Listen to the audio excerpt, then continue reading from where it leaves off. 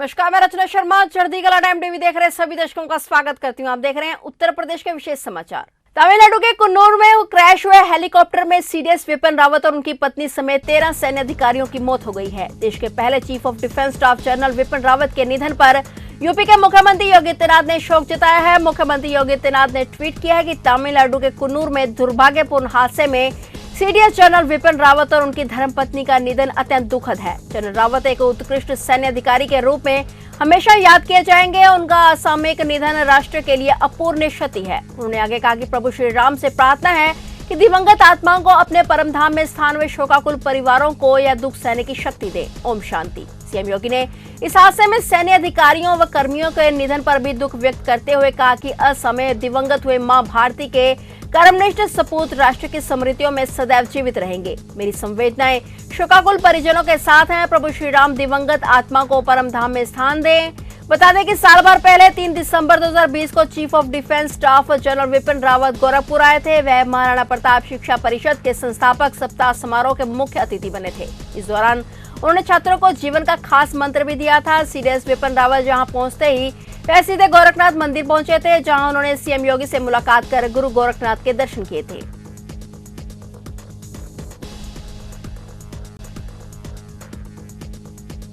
कांग्रेस महासचिव प्रियंका गांधी वाड्रा ने लखनऊ में प्रेस कॉन्फ्रेंस की। इस दौरान उन्होंने महिलाओं के लिए अलग घोषणा पत्र जारी किया। उत्तर प्रदेश कांग्रेस ने महिला घोषणा पत्र को शक्ति विधान नाम दिया है। प्रियंका ने कहा है कि हमने 40% टिकट महिलाओं को देने का वायदा किया है ताकि महिला सशक्तिकरण की बात सिर्फ कागज पर ना रहे। कांग्रेस पार्टी ने ही देश को पहली महिला प्रधानमंत्री दी है और प्रियंका गांधी ने महिलाओं के लिए बड़े वादे करते हुए कहा कि कांग्रेस की सरकार बनने पर यूपी में 8 लाख महिलाओं को रोजगार देंगे। महिलाओं को मनरेगा में प्राथमिकता मिलेगी। सरकारी पदों पर 40% महिलाओं की नियुक्ति होगी। उन्होंने कहा कि महिलाओं के लिए 10 आवासीय खेल अकादमी, लड़कियों के लिए इवनिंग स्कूल खोलेंगे।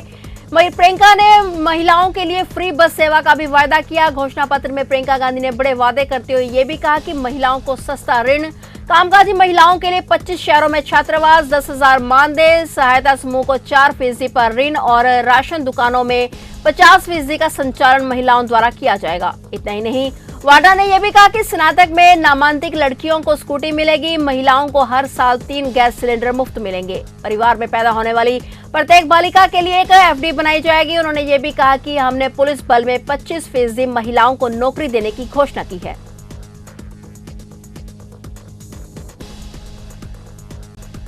महिलाओं को सचमुच सशक्त बनाने के लिए हमें एक ऐसा वातावरण बनाना पड़ेगा जहां पे महिलाओं की अभिव्यक्ति बंधनों को तोड़ सके, जो एकदम महिलाओं को अपना पूरा फ्रीडम ऑफ चॉइस मिले, अपनी पूरी भागीदारी मिले राजनीति में, समाज में इस तरह की भागीदारी मिले जिससे उनका अत्याचार बंद हो, उनका शोषण बंद हो। जहां जहां मैं जाती हूँ, खास तौर से उत्तर प्रदेश में मैंने देखा है कि बहुत शोषण होता है महिलाओं का और वे लड़ रही हैं।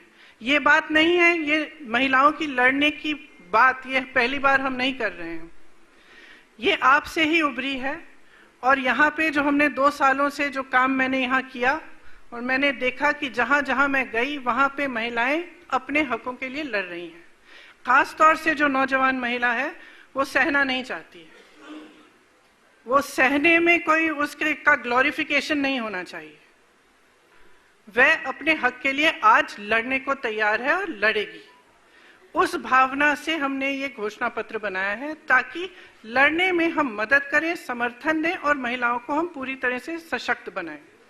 इसको हमने 6 हिस्सों में बांटा है: स्वाभिमान, स्वावलंबन, शिक्षा, सम्मान, सुरक्षा और सेहत। देखिए, स्वाभिमान की सबसे बड़ी बात यह है कि राजनीति में जो 40% हम हिस्सेदारी से हम शुरू कर रहे हैं टिकटों में, हम चाहते हैं कि इसको हम आगे बढ़ा के एक दिन ये 50% बने। ये जो हिस्सेदारी है, इससे जो इम्बैलेंस है राजनीति में महिलाओं का, उसको हम ठीक करने की कोशिश करना चाहते हैं। संसद और विधानसभाओं में महिलाओं का प्रतिनिधित्व आज 14% से कम है। जब 40% महिलाएं टिकट लेंगी और चुनाव लड़ेंगी, आशा है कि ये बढ़ेगा, विधानसभा में बढ़ेगा और उसके बाद जब लोकसभा का चुनाव आएगा तो आशा है कि और भी बढ़ेगा। स्वावलंबन में हमने महिलाओं के लिए बहुत सारी घोषणाएं की हैं। आपको शायद मालूम होगा कि उत्तर प्रदेश में कामकाजी महिलाओं की भागीदारी अब 9.4% है, 9.4%। हमने इसमें घोषणा पत्र में ये घोषणा की है कि नए सरकारी पदों में आरक्षण प्रावधानों के अनुसार 40% महिलाओं को नियुक्ति होगी। इसका मतलब है कि जो हमने घोषणा की कि हम 20 लाख रोजगार दिलवाएंगे, उसमें से 8 लाख रोजगार महिलाओं के लिए होंगे। 50% तक महिलाओं को नौकरी देने वाले व्यवसायों को कर में छूट और सहायता मिलेगी। महिलाओं द्वारा संचालित छोटे व्यवसायों को सस्ता ऋणों और टैक्स रिफंड हेतु फंड मिलेंगे। कामकाजी महिलाओं के लिए 25 शहरों में सुरक्षित और नवीनतम सुविधाओं वाले छात्रावास बनाए जाएंगे उनके लिए। ग्रामीण और कुटीर क्षेत्र में महिलाओं का सशक्तिकरण होना चाहिए। उसके लिए आंगनबाड़ी कार्यकर्ताओं और आशा बहुओं के लिए 10,000 रुपए का न्यूनतम मानदेय मिलेगा। सहायता समूह को 4% इंटरेस्ट रेट पर ऋण। मनरेगा में महिलाओं को प्राथमिकता, 40% कार्यों में आरक्षण मिलेगा। राज्य में राशन की 50% दुकानों का प्रबंध और संचालन महिलाओं द्वारा किया जाएगा। शिक्षा के लिए जो शैक्षिक सशक्तिकरण है, उसके लिए हम कुछ कदम उठाना चाहते हैं। जैसे मैंने पहले भी कहा अपने भाषणों में, 10+2 में प्रत्येक लड़कियों के लिए स्मार्टफोन दिया जाएगा। आप जानते हैं, कल ही मैं एक छात्रा से बात कर रही थी, वो मुझे बता रही थी कि कोरोना के दौरान सबसे बड़ी संकट उनको जो आई कि जो ऑनलाइन शिक्षा थी वो कर नहीं पाई क्योंकि उनके पास स्मार्टफोन नहीं थे। तो आज स्मार्टफोन शिक्षा का माध्यम बन गया है और सुरक्षा का माध्यम भी है। हाँ,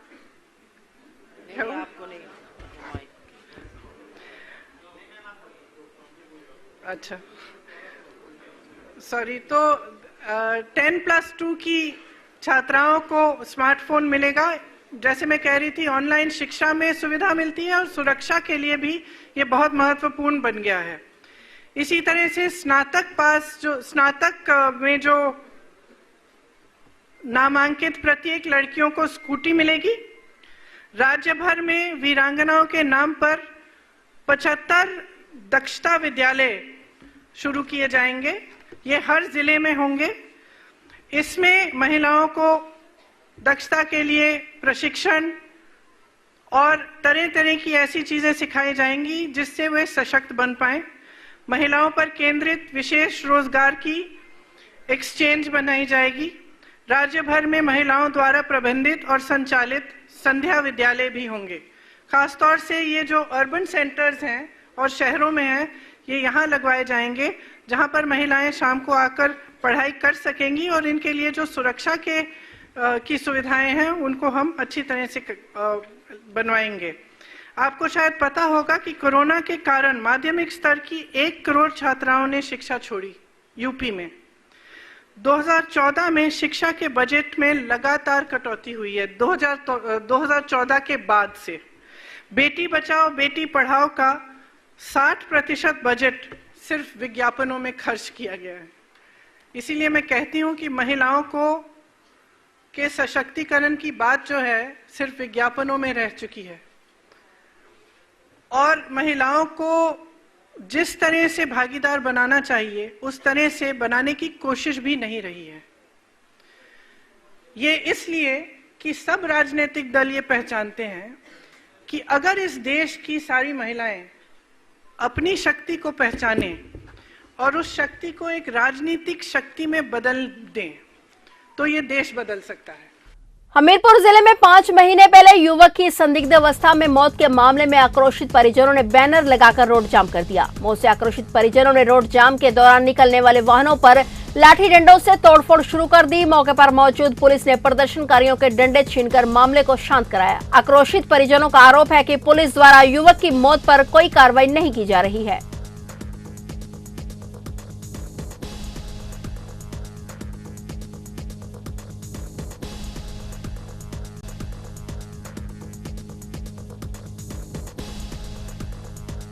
सरिया नदी ओवरलोड ट्रैक्टर ट्राली ने रोड किनारे जा रहे युवक को जोरदार टक्कर मार दी। ट्रैक्टर ट्राली ने कार को भी टक्कर मारी। जोरदार टक्कर से युवक को गंभीर चोटें आई। युवक को आनंद फानन में जिला अस्पताल बाराबंकी में भर्ती कराया गया। गंभीर चोट को देखते हुए डॉक्टरों ने युवक को लखनऊ ट्रामा सेंटर रेफर कर दिया। घटना की जानकारी होते ही पुलिस मौके पर पहुंची। वहीं सपा पूर्व मंत्री राजा राजीव सिंह के बेटे रिंकू सिंह भी मौके पर पहुंचे। घटना दरियाबाद कोतवाली क्षेत्र के मीन नगर गाँव की है।